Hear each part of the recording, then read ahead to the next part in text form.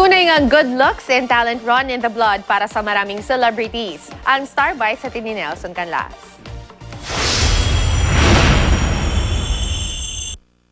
Like father, like daughter ni John Estrada ang isa sa mga anak niya kay Janice de Belen na si Kyla. Si John na nakilala bilang isa sa mga top model actor sa kanyang henerasyon. Tila na ipamana ang galing sa modeling sa anak niyang si Kyla. Brand ambassador ng isang sikat na youth apparel si Kyla. Sa kanyang fierce look, very natural si Kyla sa kanyang poses. Isa sa mga supermodel of the world runner-up at nagwagiring Miss International noong 1979, si Melanie Marquez. Ang kanyang modelesque physique and attitude, heto't naman na rin ang kanyang anak na si Michelle D.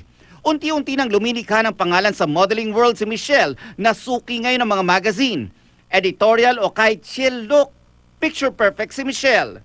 Tila na inherit din ng budding print and ramp model na si Sabina Gonzalez ang galing sa pagrampa at pag-pose ng top model mom niyang si Tweety De Leon.